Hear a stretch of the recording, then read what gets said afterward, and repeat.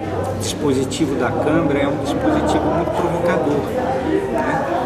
Sugere, né? Instiga a pessoa a se manifestar ou intimida também. E eu comecei a cair direto em cima dessa interação, né? No que João Augusto chamou de cinetranse, que eu chamaria de videotranse, já que a gente já está nessa era, né? Que é justamente essa energia que corre, não é, entre quem está por trás da câmera e quem está na frente da câmera. Eu acho que a gente forma cineastas e a gente perde cineastas o tempo todo, né? Porque, na verdade, o cinema possibilita um amadurecimento de uma consciência política, né? E muitos cineastas que a gente forma viram lideranças de movimento, lideranças de associação, lideranças são professores, nos seus blocos, são cabeças pensantes, né?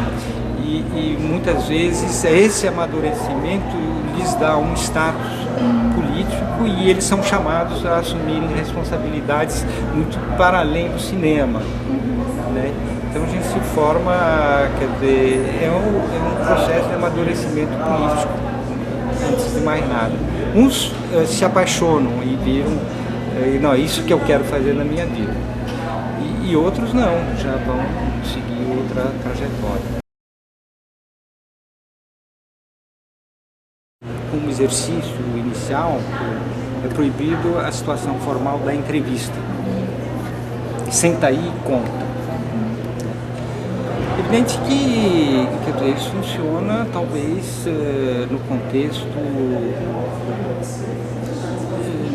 em que você tem o tempo, né, para deixar as coisas acontecerem, né? Às vezes numa produção muito rápida, né, um pouco o nosso ritmo urbano, né? Vou ter essa aula, vamos filmar, tal, isso é mais difícil, né? Por exemplo, eu que estar uma semana filmando uma pessoa e de repente essa pessoa resolve falar enquanto faz alguma coisa, enquanto é filmado, né? É uma coisa que brota, né, da relação, né, da intimidade que se ganha, né? Então, sei lá, são coisas que a gente investigou e aprendeu num contexto, num timing, né, num tempo de uma oficina que leva um mês, que é num trabalho diário, não é um horário por semana de quer dizer, por exemplo, num regime escolar, né? Então eu acho que, por isso que não tem regra, você tem que descobrir, né, o que é apropriado e o que é possível fazer, né? De repente é possível fazer coisas incríveis. Eu estou falando aqui de um outro registro, né? Outras circunstâncias, outro mundo, outro tempo, né? Talvez nada disso seja válido para o contexto escolar, com outro tempo, outra velocidade, outras pessoas, outra tecnologia, enfim. Então não tem regra, né? O importante é ir experimentar, né? Principalmente no exercício em que nem o professor nem os alunos são profissionais, né? O importante é a descoberta, né? Ir fazendo, vendo, avaliando, refazendo, experimentando outra coisa, né? Aí experimentar é o importante. E aí você vai encontrando o jeito de fazer. Eu vou ficar aqui falando da minha experiência, que é muito específica, de um universo muito próprio, não é? Então não existe método, não existe, como eu disse, o cinema pode ser reinventado por todo mundo a qualquer momento e em qualquer lugar. O importante é reinventá-lo, né? Descobrir seu estilo. A gente só filma bem aquilo que a gente gosta,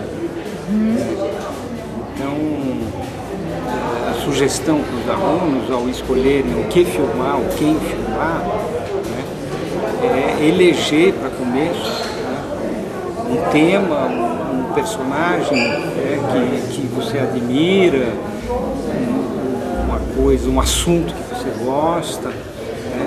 Eu preciso ver, principalmente o documentário, né, mas essa é a minha área. Então essa empatia entre pessoas, quem filma e quem é filmado, né?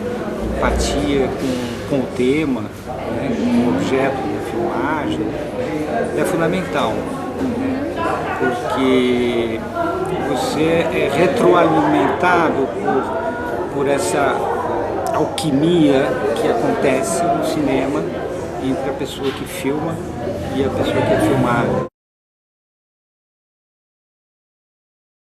Está aberto, né, para o que não estava previsto, né, para o acidental, né, para a intuição, né, para o improviso, né, porque tudo fica mais verdadeiro, né, menos formal, né, e é isso que vai enriquecendo aquilo que você filma.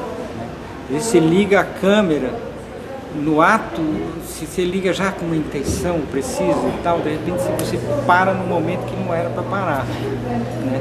E tudo aquilo que seria mais rico, você acaba não filmando, porque não, filmei esse take aqui, era isso que eu queria e tal, não sei.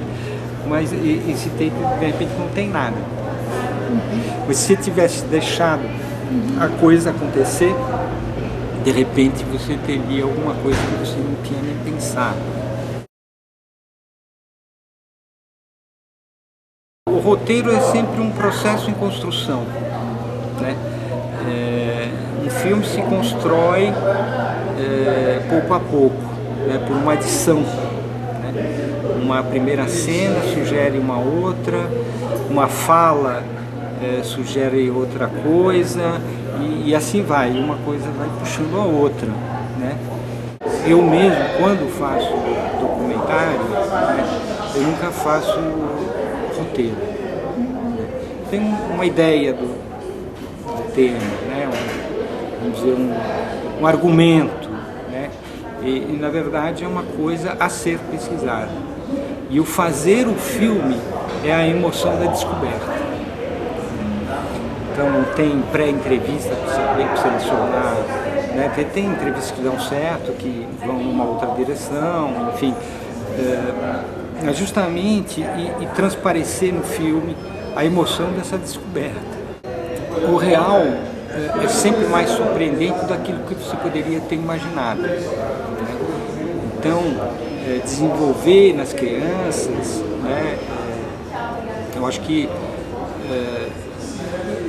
essa demarche, esse procedimento de começar pelo roteiro, que é uma coisa mais cerebral, né? Eu prefiro começar de uma maneira mais intuitiva, né? Produzir imagem, ver como é que fica, filmar situações, sempre o imprevisto, o espontâneo, o acidental, né? Ele vai sempre fazer você superar, né, a tua expectativa. Para os povos indígenas, né, a questão do cinema, da imagem, é fundamental, a questão da mudança cultural, das perdas e de ganhos outros, enfim, mas enfim, pela mudança cultural muito rápida. Então a questão da memória, que é colocada pelo registro. E pela questão da invisibilidade. Os índios são invisíveis no Brasil. Ou eles são vistos através de uma imagem imaginária, que é justamente o bom selvagem. Então aquele índio que corresponder, ele é admirado até o ponto em que ele corresponder a esse imaginário. E isso é uma coisa muito perigosa politicamente, porque a gente começa, justamente aqueles povos que sofreram mais historicamente, né, portanto perderam mais, perderam a língua, perderam traços culturais, e ganharam outros também, fizeram, né,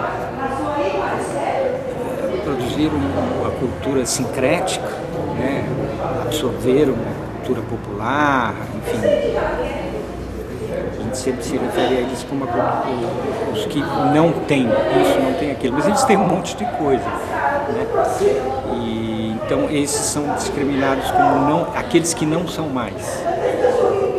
Então o Brasil parece que tem duas categorias, aqueles que são, que ainda são, e os que não são mais. Quer dizer, uma perspectiva na qual todos os índios estão fadados ao desaparecimento, que é uma condenação à extinção, né, ideológica, né, que também expressa uma atitude, né, em relação a eles.